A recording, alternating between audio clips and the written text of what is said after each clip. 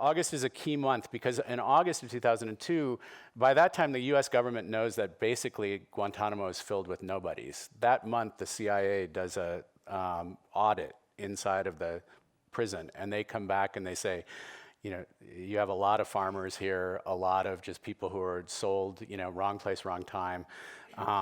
And instead of dealing with that situation, the military decides to kind of double down and go for these enhanced interrogations.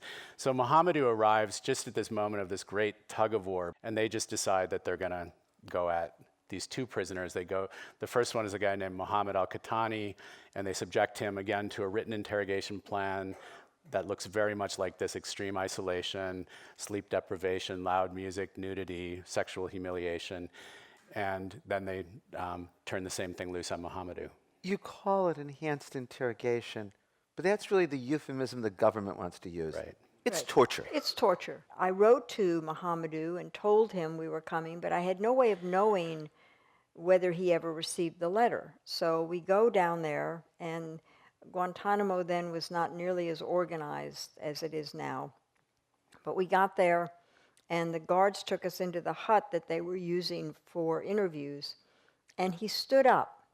And he stood up and he smiled, and I'll just never forget it. He smiled and he put his arms out as though to embrace us, and we waited for him to walk to us.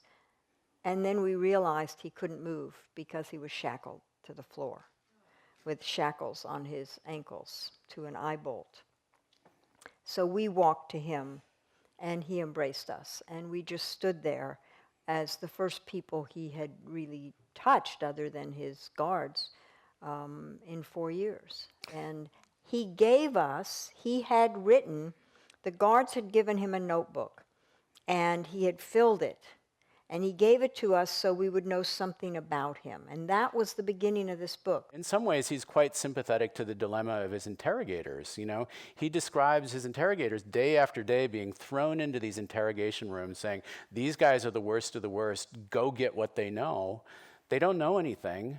You know, these guys are ill-equipped. They don't, you know, and just so that kind of endless drama, feudal drama. And so, you know, I think one of the most amazing things about the book is his, you know, he's, as Nancy said, obviously a very social person, develops community wherever he is.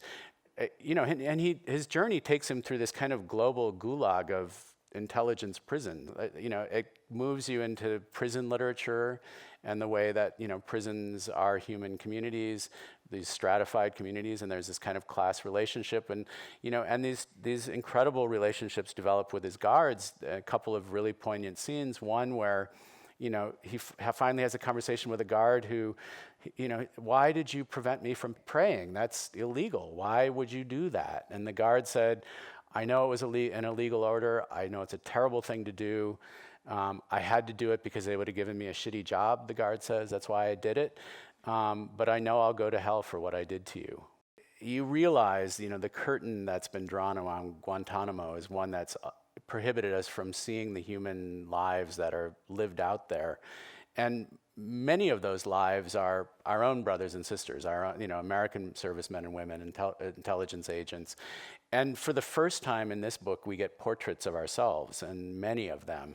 And as you say, they're rich and complex. He has a very deliberate and, you know, an admirable writerly ethic of treating every character as an individual. You know, he insists, you know, everybody is a combination of good and bad. The only question is, what's the percentage?